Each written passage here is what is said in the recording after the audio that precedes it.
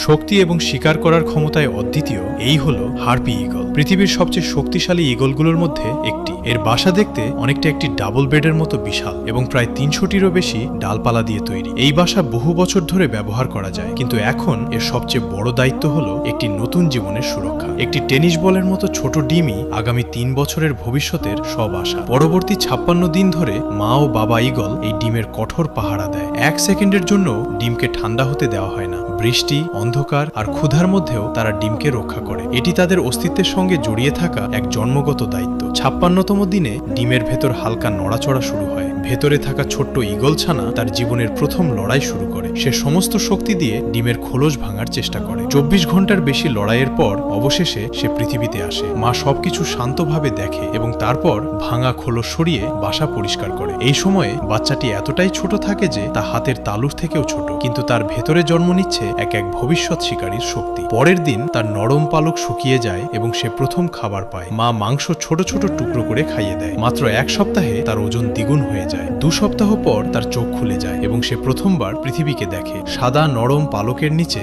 ধীরে ধীরে তৈরি হতে থাকে এক শক্তিশালী শিকারীর শরীর। সে ধীরে ধীরে ডানা ঝাপটানো এবং ওড়ার অনুশীলন শুরু করে। প্রতিটি চেষ্টা তাকে আকাশের রাজা হওয়ার দিকে আরও এগিয়ে নিয়ে যায়। এখন মায়ের কাজ শুধু রক্ষা করা নয়, শেখানো। সে শিকার নিয়ে আসে কিন্তু নিজে খাইয়ে দেয় না, যাতে বাচ্চা নিজে শিখতে পারে। ৬ মাস পর সে বাসার কিনারায় দাঁড়ায়। তার নিচে প্রায় ৪০ মিটার গভীর শূন্যতা। এটাই তার জীবনের সবচেয়ে বড় পরীক্ষা। সে ঝাঁপ দেয় এবং ডানা দ্রুত ঝাপটাতে শুরু করে। প্রথমে একটু কষ্ট হলেও ধীরে ধীরে সে নিজেকে নিয়ন্ত্রণে আনে এবং সফলভাবে প্রথম উড়ান সম্পন্ন করে। এক নতুন শীর্ষ শিকারী এখন আকাশের রাজ্যে প্রবেশ করে। অন্যদিকে তার মা ৩ বছরের লালন পালন শেষ করে তাকে স্বাধীন করে দেয়। সে শেষবারের মতো তার সন্তানকে দেখে নেয় এবং তারপর নিজের অঞ্চলের দিকে উড়ে যায়। ভিডিওটি ভালো লাগলে লাইক দিন আর চ্যানেলটিকে সাবস্ক্রাইব করে পাশেই থাকবেন।